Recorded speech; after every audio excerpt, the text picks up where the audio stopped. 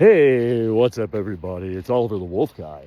And today I want to talk to you guys about something so important to me, but more importantly, to every dog out there, and most especially to people with large breed dogs, and even more particularly to a couple 100,000 people out there who have animals with any amount of wolf content, whether it's, just a measurable wolf content, 20%, 30%, 50%, whatever.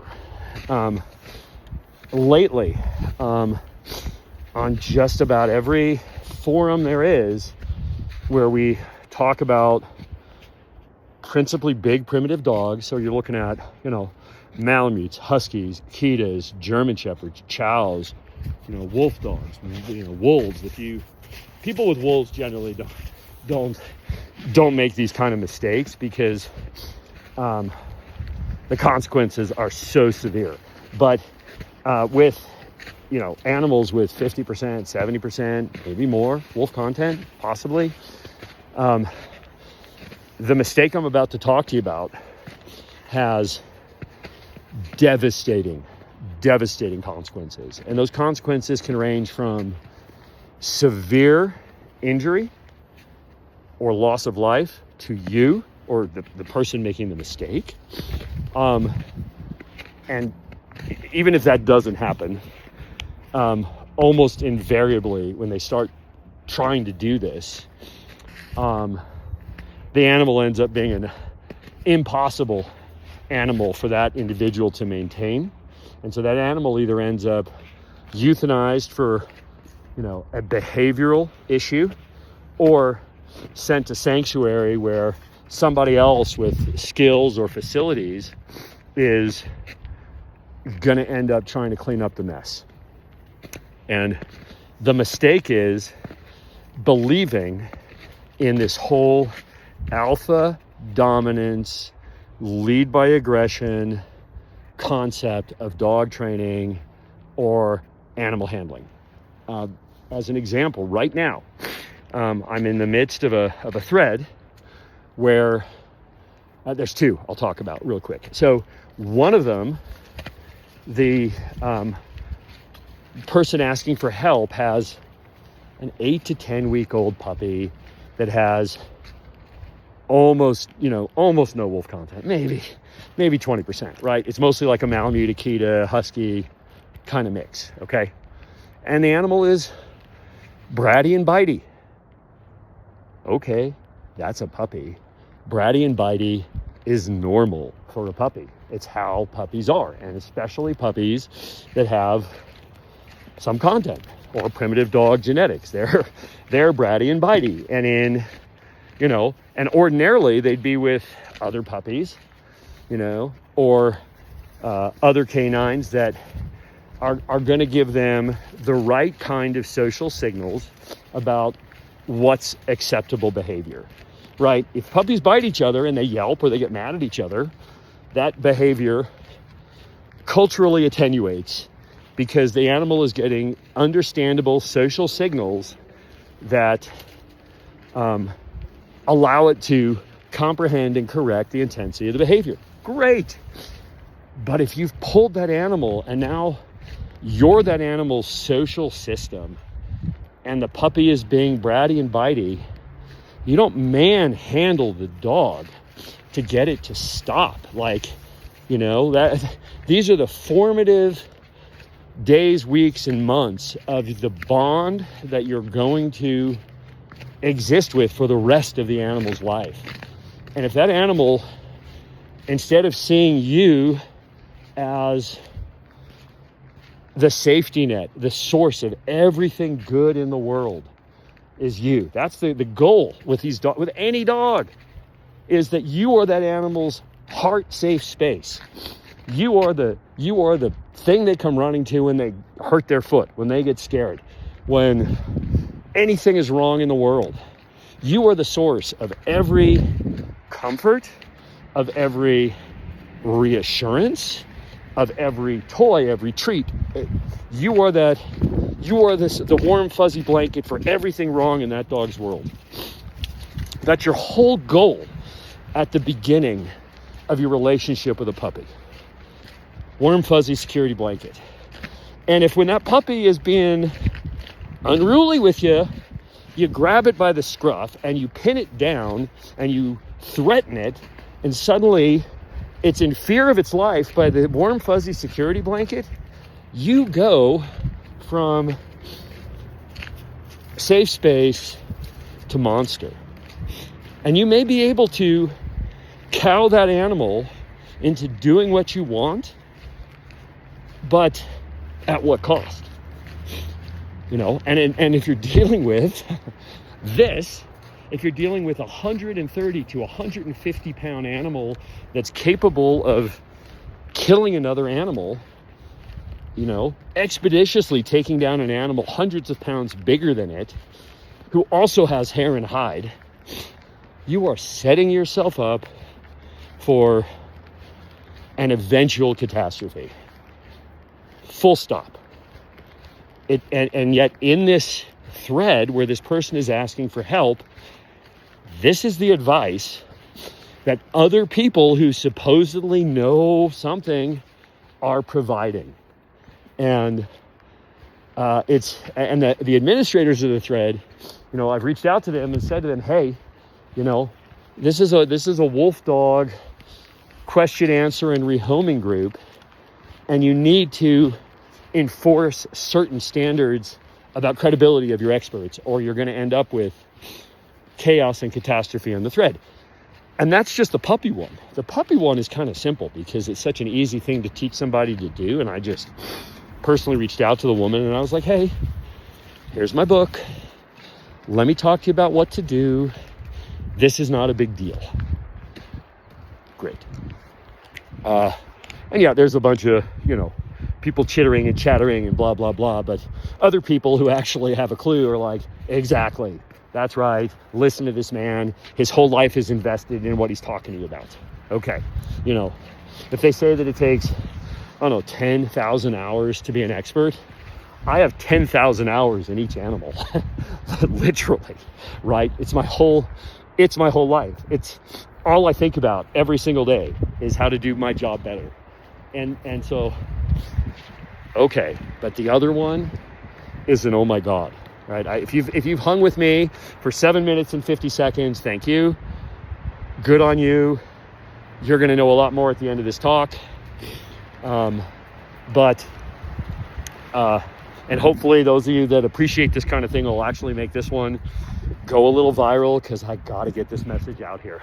I've got to get people to start listening to this and understanding that trying to be this cruel, forceful alpha as a means of working with your whatever dog is completely antithetical to how dogs and wolves and coyotes and painted dogs and pretty much anything in the order Canidae communicate with each other. It's just not how it works. It's just not how it works. So the other one is really scary. So this woman, I think it might even be the same group. I don't know. I don't pay attention. I just deal with it. In this other group, the woman says, I've got a wolf dog. It is definitely a wolf dog. It's like 30%. Very interesting dog, but a mix of kind of breeds that aren't always ideal. Like, I'm not super keen on German Shepherd crossed into wolf dog because those animals tend to be I guess I'm going to have to splice these together. I accidentally hit stop recording because my priority is being here with him, and I just put my thumb on the button. Anyway, we're talking about part 2 of this, the really, really scary one, right? Puppy 1, okay. I could fix puppy 1 very simply, and my advice is so sensible that I think that the OP is going to be like, yep, that makes sense. I can do that. Those are easy directions to follow. Okay. The other one is really scary. So this woman writes in and she says to the group, I've got a wolf dog and everything's been cool. He's now a little over 2. He is not fixed, which I don't fix my animals. I have reasons for that, but he's not fixed. which in and of itself for her could, be part of the problem, but now we're where we are. And her husband has just returned from a year of deployment. And the animal is reacting fearfully and fear aggressively towards the husband. It's a big dog. It's 2.5 years old. It's, fully capable of causing grievous bodily harm, right? We're talking about a big, primitive, part wolf dog. And it's afraid of the husband. And its behavior is fear-based. And it's very clear it's fear-based. Like, my questioning of it has sussed out stable family dynamic, very nice dog, suddenly big scary man in the picture, in the bedroom, in the bed, on the sofa where this guy used to be. And he's not trying to dominate this guy.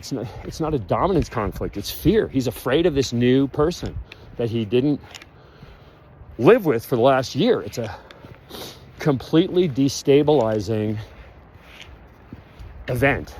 And any dog gets, there's dynamic homeostasis, but there's stasis. Your household is stable. Everyone is who they are. Everyone is working how they're working. And then you add a new person, and that person is so integrated into life that there isn't any aspect of daily life where that person is now no longer omnipresent, right? It's a huge, ginormous fucking tectonic shift, especially for a wolf dog where, they're more susceptible to these shocking alterations in what's going on in their family. Okay, that's the the underpinning basis for what's going on. And so all these people are like, you got to show him who's boss. The animal is trying to dominate you. You got to put him in his place. I know what I'm talking about. I've had wolf dogs for, however many years. And I'm going to try to fix it. I'm going to try to talk to this woman and explain to her how I would manage that situation myself if I was dealing with it. But I've got all these people in this group who think that they're giving well-intended advice. And when I say, hey, this isn't how it works, they're like, I know how it works. So what I'm trying to do with this video is get the word out that this whole alpha idea on its face is wrong. It's just wrong. It's not how it works. The guy who came up with it even has completely avowed, go Google alpha wolf wrong on YouTube and see who comes up and what he says. It's the world's foremost wolf biologist. And everything about alpha dominance dog training comes from a mistake. It's like if all of our mathematics and all of our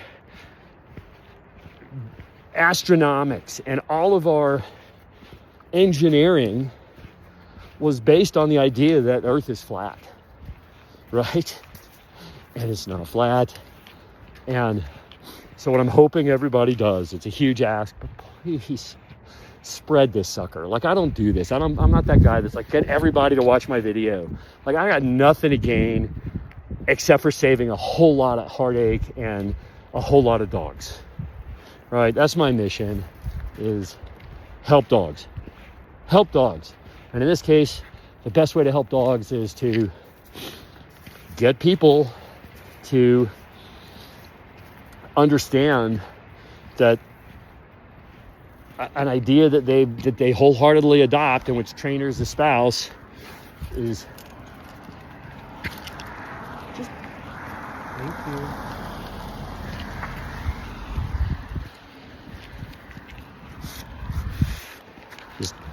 Sorry, I had a car come flying down at me. I had to give him a side eye. It's just based on a lie. It's based on a mistake, not a lie, a mistake. But then people are driving forward with this idea. So please, help me out. Help every dog on earth out. Let's get this idea that alpha dominance theory is the way to work with your dogs. It's just abuse. You're just abusing your dog. Complex reactive behaviors require very careful application of knowledge, not treating everything in the world like it's a nail and you're a hammer. So I'm going to wrap this up. I want to thank you in advance for helping me share this critical message. I'm going to try to push it out into many places. The world needs to hear this before, more and more and more perfectly nice dogs end up ruined because people bought into, somebody says, okay? I own this. I own what I'm telling you because I live this. I live this every single day. I am not alpha rolling this guy. I am not alpha rolling these animals. They love me more than anything. Why would I bully them? Why would I beat them up? And that's all I hope for everyone else. This is Oliver the Wolf Guy sharing this, one of the most critical things I've ever shared on any platform in my life. Help me out. Thank you.